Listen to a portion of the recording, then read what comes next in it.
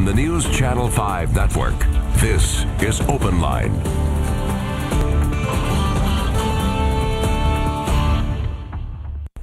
Hello everyone, welcome to Open Line. Interesting debate tonight. We're talking about a lawsuit that has been filed against Metro, and the question centers around, should you be able to run a business out of your own home? There are severe limitations on your ability to do that. There is a lawsuit filed by the Beacon Center and the Institute for Justice saying, wait a minute, people should be able to run a business out of their home. And that's what we're going to talk about tonight. Happy to have with us both Keith Diggs from the Institute for Justice. Keith, thank you for being here. And Braden Busek from the Beacon Center of Tennessee, the Director of Litigation. Thank you for coming on again. Thank you. Thank you for having us. Always a pleasure. All right. So give us the basic information on this. What is this lawsuit? And I'll start with you, Braden. What is this lawsuit all about? So we're representing two great Nashvillians, Lidge and Pat, who what we'll call them by their shorthand names, both of whom are long-standing Nashvillians and have very simple businesses. Lidge has a studio in his converted garage, and Pat has a converted hair salon in her garage. And both of these people are long-standing business owners and run their business from their home or want to, and the city of Nashville has told them that that is illegal. And you have come in, your Beacon Center's in Nashville. You're based out of where? I'm based out of Phoenix, but our organization litigates nationwide. Litigates nationwide. And why did you think this was a case that you wanted to be part of? Well, we like representing business owners, and the idea that you can have a business in your home is something that people have been doing for centuries. And Nashville's law struck us as particularly out of the ordinary in that it prohibits anybody from having a customer over to your home. And anybody who's taken a piano lesson in their neighbor's home knows that seems kind of against the American way. Why do you think this was instituted? I mean, I could think that it was instituted because people are concerned that the neighborhoods could be inundated with traffic. Let's say a hair salon. You could have a lot of people coming in and out of that house, and it could be problematic for neighbors. So if that is a concern people have about traffic and neighbors being inconvenienced by parking and that kind of thing, what about that argument? What do you say? So both of these are businesses that are not calculated to impact the neighborhoods with either traffic or parking or any of those sorts of things. In fact, our position continues to be that the noise and traffic nuisance regulation should continue to apply and govern these businesses. These are businesses that fall within acceptable levels of parking and nuisance as currently constituted. And we're not asking to open up a steel mill on the Cumberland River here. We'd be as against that as anybody else. But these are two businesses that enjoy the full support of their community and neighbors. Both Lidge and Pat sought to enlist the blessing, as it were, of all of their neighbors, and all of their neighbors were roundly in support of what it is that they do. It's really not so shocking if you think about it.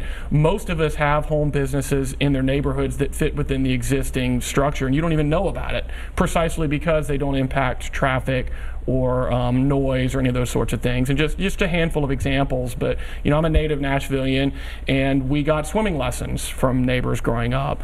These are the sorts of home businesses that everyone is familiar with that don't have any kind of an impact on traffic or parking or any of those sorts of things. So why do you think this law was put into place in the first place? It dates back to when, and why do you think it was put into place? There actually isn't a record of why it was put in place. So the bill took up a debate to repeal this law in 2011. And Mike Jameson, who was then a member of the Metro Council, stood up and actually showed his research where he found that it was added to the code in 1998, but there was no debate over why. So we don't know why it was added. I mean, I would think it was added for neighborhoods, that neighborhood groups were concerned about the impact of having multiple businesses within their neighborhood. Does that sound plausible? Yeah, it's some of the repeal efforts in the council over the years. We've had neighborhood groups come forward and say, we're worried about turning residential neighborhoods into commercial zones, but businesses like Lidge and Pat have just simply don't fit that test. You can't even tell they're there. And you said it doesn't go outside of, it doesn't represent a business that would cause any sort of traffic problems and that kind of thing. Is there some way to gauge that? I mean, how do you gauge that? And where do we draw the line? What would be appropriate and what is not appropriate from your perspective? I'll let you handle that. I mean, we already have these sorts of mechanisms in place regarding what sort of noise, parking, hours, those kind of things you can do. And as long as the businesses fit within those existing structures, we think it can survive. But I mean, Keith, go ahead. Yeah, I mean, there's a noise ordinance that Nashville already enforces that could apply to Lidge's Studio or Pat's Salon. And Nashville has decided in the context of short-term rentals and daycare homes that you can have up to 12 customers per day. So if you can have that for those businesses, you ought to be able to for any business. So up to 12 customers per day, that's kind of the cutoff right now, and you think that should be applied universally? Yeah, Nashville's already decided that's okay for a couple types of businesses. And so you're a national organization. You said what you found here in Nashville was, I think you said, unusual. How unusual is it? Do other cities not limit this kind of thing? There's not much of a record. Nobody's really done a comprehensive survey of every giant municipality nationwide. Having researched a bunch of these cities, it's very unusual to have a complete ban on all customers. I haven't found another one yet. And where does this lawsuit stand right now? You filed it. Where does it stand? It's in the Chancery Court downtown, and it's up on a motion to dismiss that's going to be argued on March 16th. Okay. And what do you think your chances are? How optimistic are you? We feel pretty good about it, I think. Yeah, I think a lot of it depends on how much faith you have in the Tennessee Constitution, which we wouldn't be doing what we did if we didn't have a great deal of faith in the Tennessee Constitution. So Jesse Knutson, a reporter with Channel 5, did a story involving, I think, one of the clients that you're representing. It'll kind of give you a visual for what they are discussing. I want to go ahead and play that story. It's only 1 minute and 30 seconds. Then we'll come back, continue the discussion. If you want to call in, there is the number, 615-737-PLUS, 615-737-7587, with your opinion on this. Let's watch this story first from Jesse. In the confines of these walls, hundreds of songs have been written, recorded, and produced. And for Lidge Shaw, that work is not just his passion, but it's also his living. He runs the Toy Box Studio. This is the control room. And while it has all of the professional equipment you need, it's located in a souped-up garage in East Nashville. It's where people write songs. It's where people create demos for their songs. It's where local bands who can't afford to go into large, expensive recording studios come to make records. But 2 years ago, Shaw was told he had to shut down his studio.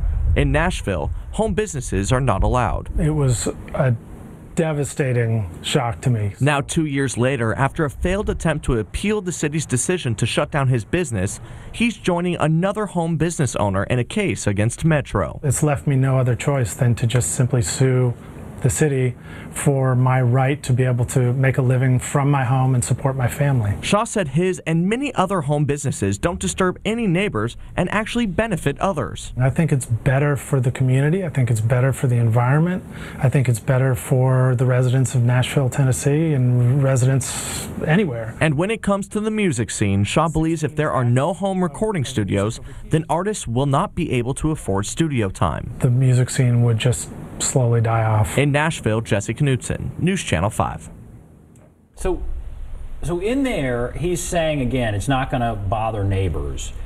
You're saying noise ordinances would be enforced, that there would be a mechanism in place. Because, again, I can see that neighborhoods might be concerned that would be loud, or, again, the parking. But you're saying that shouldn't be a problem. Yeah, no one's calling for the repeal of the regular old noise ordinances. All of these businesses are going to be expected to comply with the stringent noise ordinances that are expected of any residents. So that's above and beyond what would require in a business in a commercial district. But I want to pause for a second and talk about what we're talking about right here. We're talking about a studio. I mean, it has to be soundproof by its very nature. Lidge runs a professional quality studio. I mean, he can't have any ambient noise come through there. I mean, ironically, in the neighborhood in which he lives, he has a train that practically runs through his backyard. But a soundproof, professional quality home studio is the stated concern of anybody who would say that we can't have this here because of the noise impact. Does this get into short-term rentals and Airbnb? If you were to win, Does that what impact would that have on Nashville's ability to regulate Airbnbs? Any, or what about that? Well, they're merely asking to be treated the same way that Nashville already treats existing short-term rentals. I mean, Nashville allows, without limitation, people to use their homes as short-term rentals for under 30 days as long as they live there.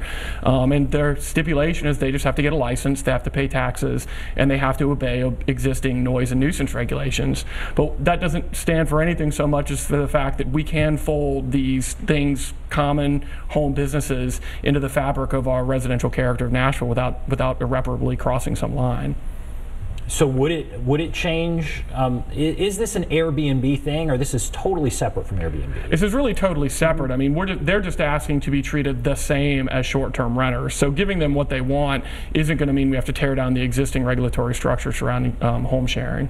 So the guy with the studio there, he wants to be treated the same as a Airbnb short-term rental. Right. There's no categorical prohibition of short-term rentals in Nashville. As long as you live in the premises, you're perfectly allowed without limitation to have a short-term rental. You're just expected to get a business license and comply with noise, nuisance, and garbage regulations. And they're more than happy to do that. Okay. All right, we're going to take a break. If you want to call in, there's the number, 615-737-PLUS, 615-737-7587. Take a break. Be back right after this.